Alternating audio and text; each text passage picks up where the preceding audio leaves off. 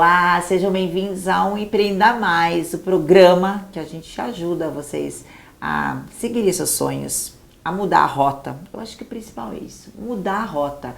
Reprogramar a rota é sempre bom em cada fase da vida. A gente tem umas fases que isso é necessário.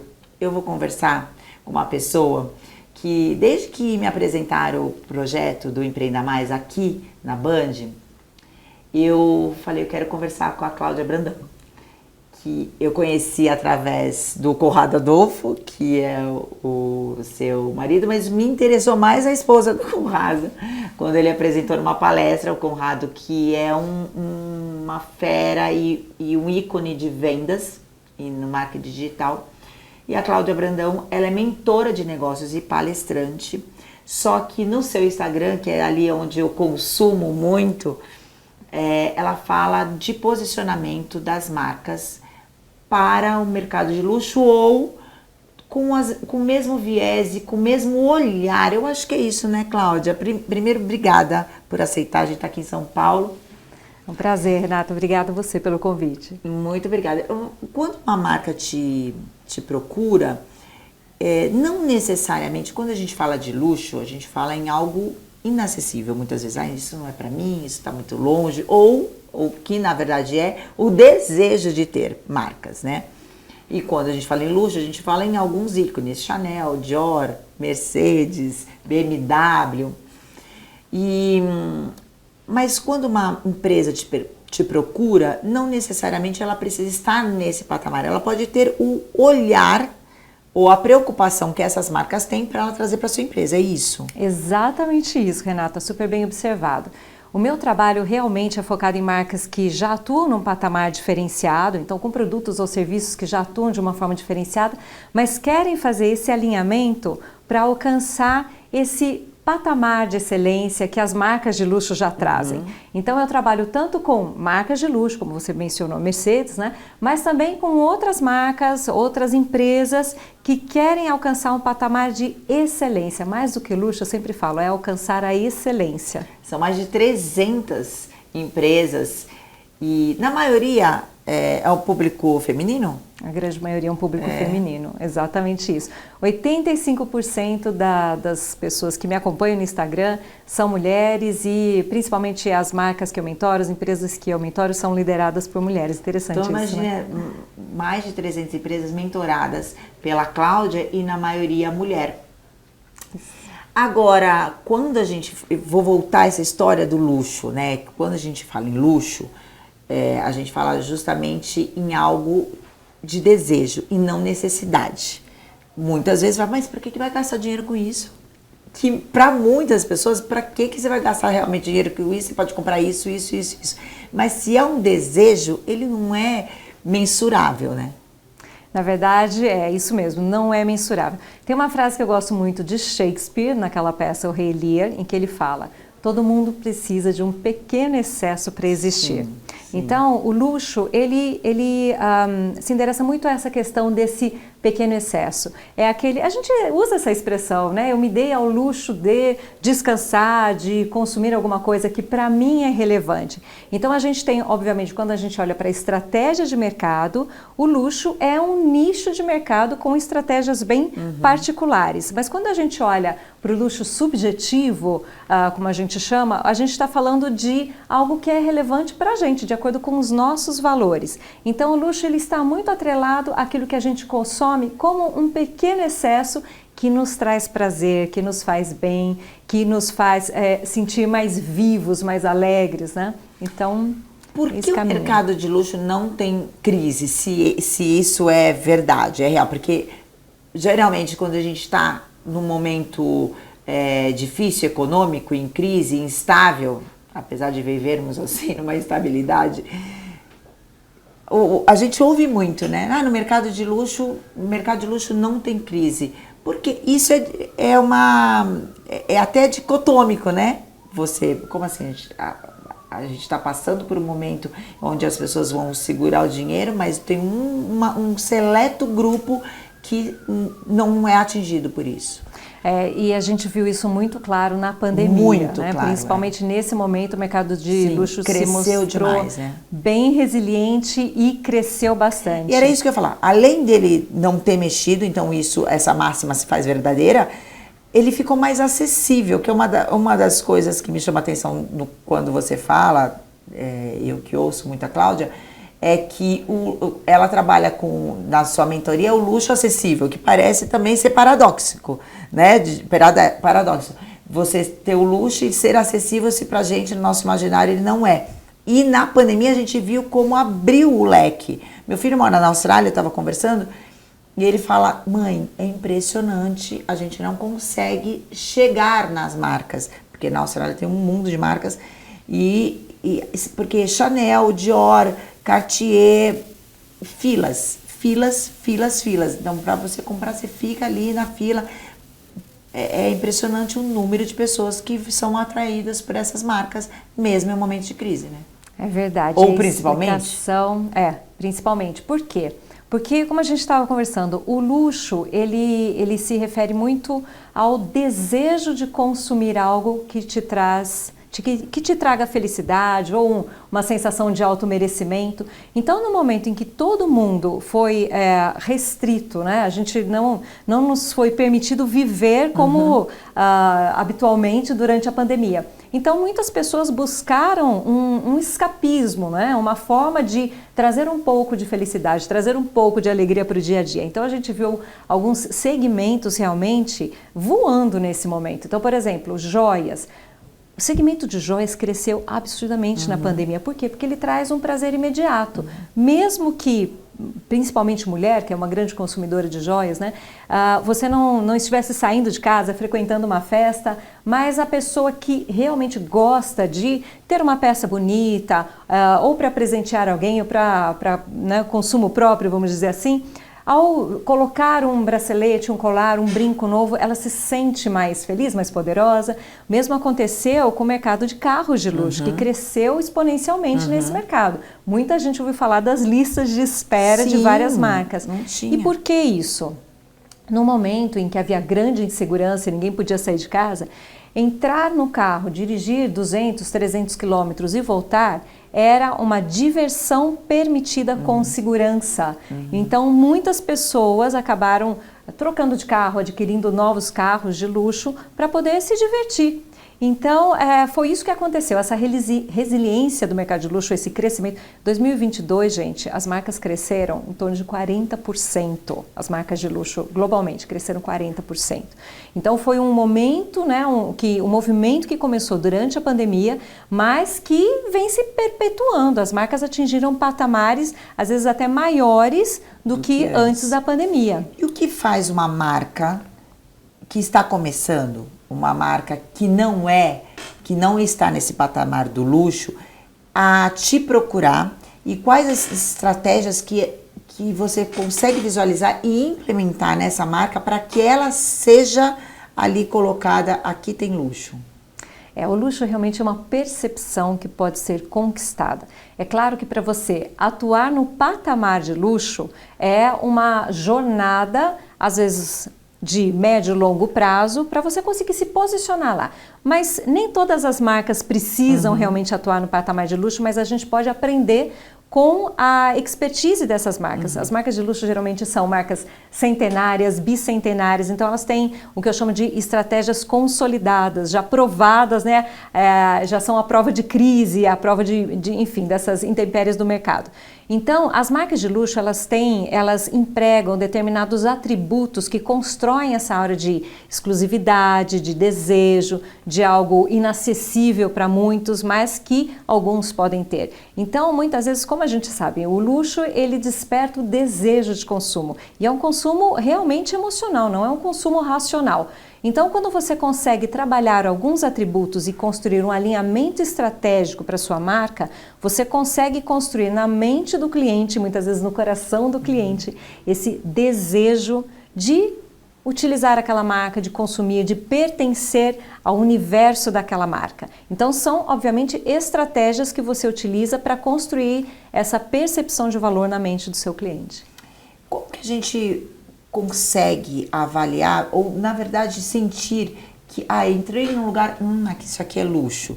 Por quê? O luxo, porque parece óbvio, a gente pode ver uma ostentação e achar que é luxo. Para mim, na minha percepção, não é.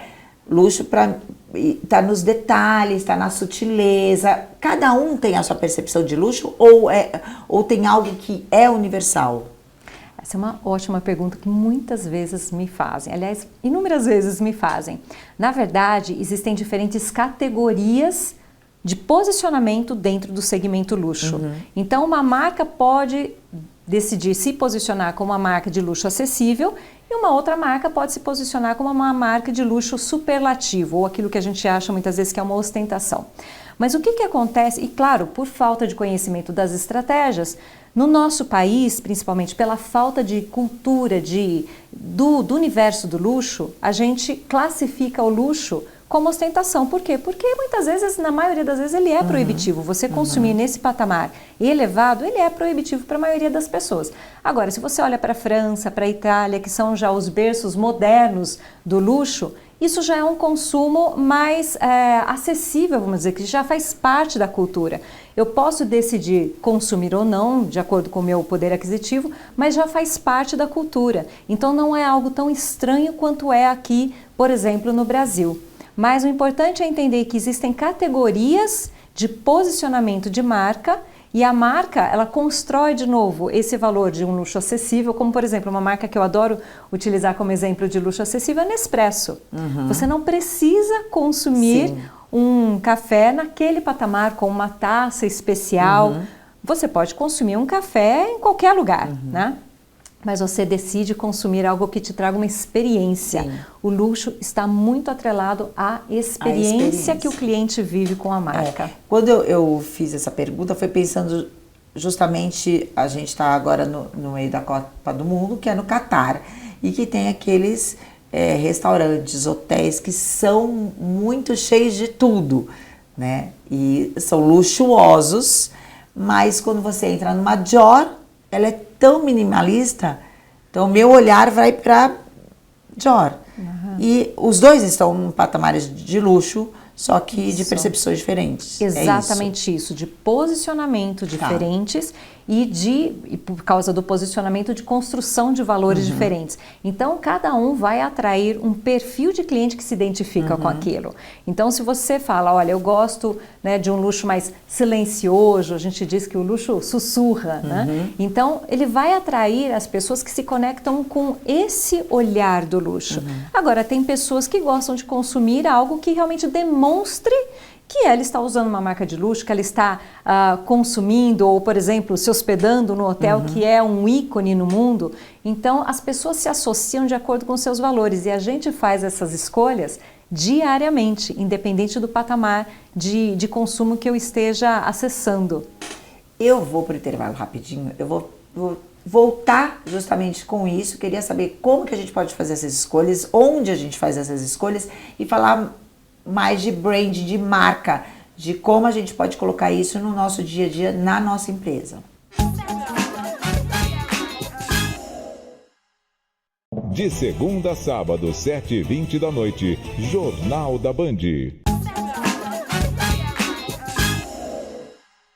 Empreenda Mais veio até São Paulo, aqui no Centro Empresarial, no Mundo de Finanças, para conversar com Cláudia Brandão, que é mentora de negócios e palestrante. A gente conversou no bloco anterior sobre luxo, que é o que ela é um viés que ela tem com seus mentorados, não só empresas de luxo, mas empresas que querem estar com a mesma linguagem e passar para os seus clientes a mesma percepção que a gente tem quando a gente está comprando, desejando ou vivenciando algo de luxuoso, algo que é do nosso imaginário, porque o luxo tem isso também, né? De estar no imaginário coletivo. E o nosso olho, Cláudia, se a gente olhar para cá, a gente está aqui em São Paulo, se a gente olha esses prédios todos, a gente já traz na gente essa movimentação de negócios, de mercado, de dinheiro.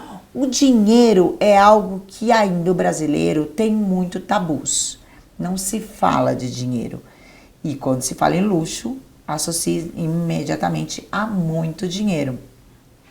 Como que você trabalha o mindset dos seus mentorados e detecta que, como é que eu vou trabalhar luxo nessa cabecinha que o mindset está de escassez? Você passa por isso? Poucas vezes, mas acontece sim. Obviamente existe um Poucas certo vezes, então, porque as pessoas que te preconceito. procuram, elas já têm um mindset expansivo e de voar mesmo. Sim, mas essa é uma ótima pergunta, porque o que eu gosto de dizer?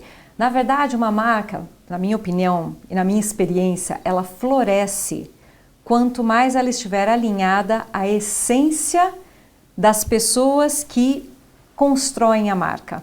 Pode ser um empreendedor, pode ser um empresário, pode ser uma empresa global, como por exemplo a Mercedes.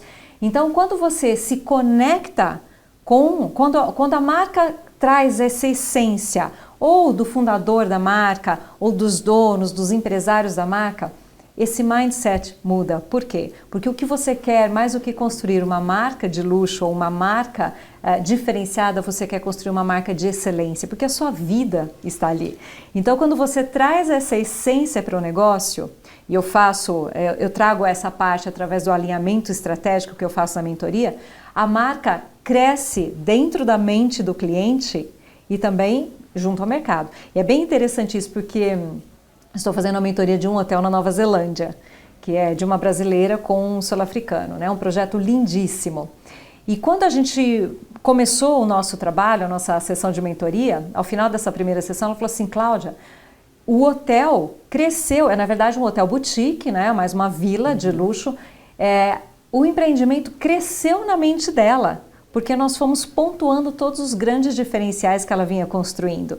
Então, muitas vezes o empresário está tão mergulhado dentro do negócio que ele não consegue ver como o negócio dele é diferenciado, já é valioso, se você fizer esse alinhamento com o cliente certo, que eu chamo de cliente ideal, com os pontos de valor do cliente. Então, essa essência é o que ajuda a construir esse mindset na busca pela excelência. Não é à toa que a gente fala de Chanel até hoje, porque ela imprimiu ali a sua essência. Exatamente. E como você falou no primeiro bloco, as empresas de luxo, geralmente elas são centenárias, então a gente tem que aprender com elas mesmo. E elas sabem contar muito bem a história e não se perder, porque é isso que as empresas muitas vezes fazem. Não, peraí, isso aqui não está dando tanto dinheiro, vou por aqui, e eles se perdem, né, no meio do caminho. Agora, como a gente coloca nas pessoas, nas empresas que estão surgindo,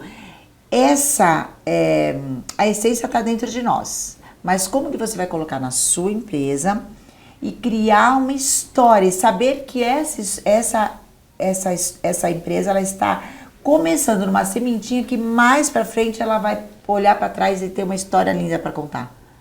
É uma construção estratégica. Eu gosto muito de falar sobre estratégia. Por quê? É claro que você tem uma jornada, você como pessoa, todo mundo e toda marca tem uma jornada de construção, tem a jornada que a marca vem trazendo, desde a primeira ideia de concepção do negócio, até os primeiros obstáculos, né, as primeiras dificuldades, os deslizes, as reviravoltas que o negócio teve. Chanel também teve tudo isso, a história de Chanel é interessantíssima. Então, é muito importante a gente saber construir essa narrativa da marca para valorizar a jornada da marca. Porque uma marca não se posiciona num patamar de alta diferenciação da noite para o dia. É uma construção, porque tem todos os ajustes que você precisa fazer. Não quer dizer que você não mude, porque se você for olhar a história da Chanel, a gente consegue identificar as fases que ela passou, né? Inclusive de guerra, pós-guerra e tudo mais. E quando a gente fala em marca, em criar, hoje se fala muito em branding, que está muito ligado ao marketing digital, porque todo mundo hoje tem o celular na mão. As empresas elas precisam estar no digital também, mesmo as empresas físicas, pelo menos se mostrando ali, precisa comunicar. E como a gente consegue ser fiel com as marcas, porque a marca ela tem que ser, com a minha marca, né, com a nossa marca, porque ela tem que ser conectada a essa essência, né? Como é que a gente consegue identificar que estou indo no caminho certo, que a minha marca está conectada com o que eu penso? Pelo valor que a sua audiência e os seus clientes dão à sua marca. Acho que essa é a melhor forma de você medir se você está no caminho certo. Primeira coisa, obviamente, é você estar feliz e realizado com a construção dessa jornada. Né? Se você não se vê dentro do negócio, não é um bom sinal e fica muito mais difícil você conseguir ter a energia... O brilho nos olhos. Exatamente, o brilho nos olhos, ter a energia para você enfrentar todos os desafios que a gente sabe que o empreendedor, o empresário tem no negócio, né? Na vida, na jornada empresarial. Então, a primeira questão é quanto você se sente presente participando desse negócio. E o segundo ponto é o retorno que os seus clientes e que a sua audiência, os seus admiradores, os seus seguidores, por exemplo, também nas redes sociais, qual o valor que eles dão à sua marca. Então, acho que esse é um bom termômetro para você entender se está no caminho certo, né? Você falou, o luxo está em todas as coisas e no nosso dia a dia ele está ali. Ela saiu do bloco anterior falando disso. Então isso deixa um leque muito grande para as empresas colocarem e trazerem isso para sua marca, independente do preço do que ela comercializa, né? Sim.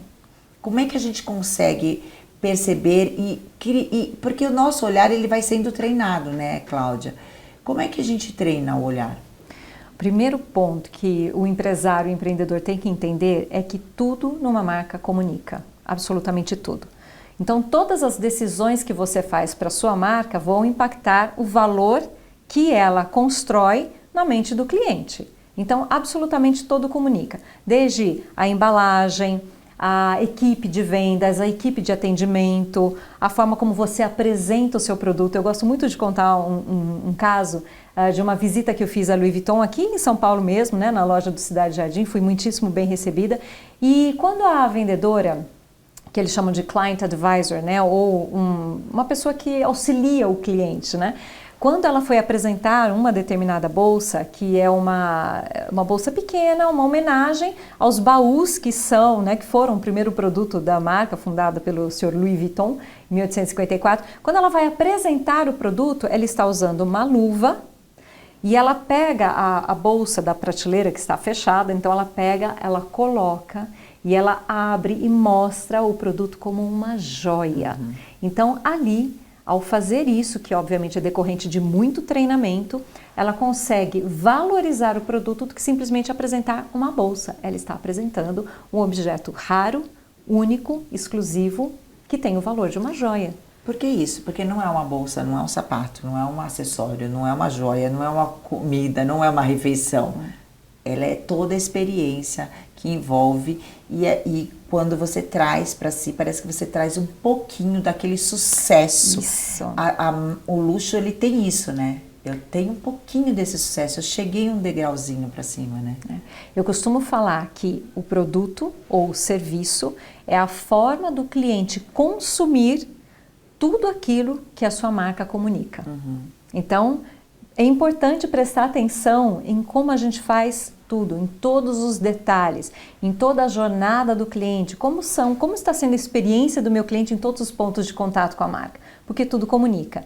E o desejo que a sua marca conseguir despertar nessa pessoa de fazer parte daquele universo encantador, extraordinário, exclusivo, é que vai fazer com que ele desperte para o desejo de consumir um produto ou um serviço. Isso é apenas, o produto ou o serviço são apenas pontes para ele poder consumir a experiência do universo da marca. E aí tem todo o treinamento com os funcionários, com os colaboradores, porque quem te procura para uma mentoria é o empresário. E o empresário te procura, se ele já tem uma ideia, é porque ele viu algo, é porque ele sentiu algo e quer levar essa sensação para o cliente dele. Como que a gente faz, eu vou fazendo aqui uma consultoria com ela, como que a gente faz para que os nossos colaboradores consigam, através do meu olhar, passar isso para o cliente?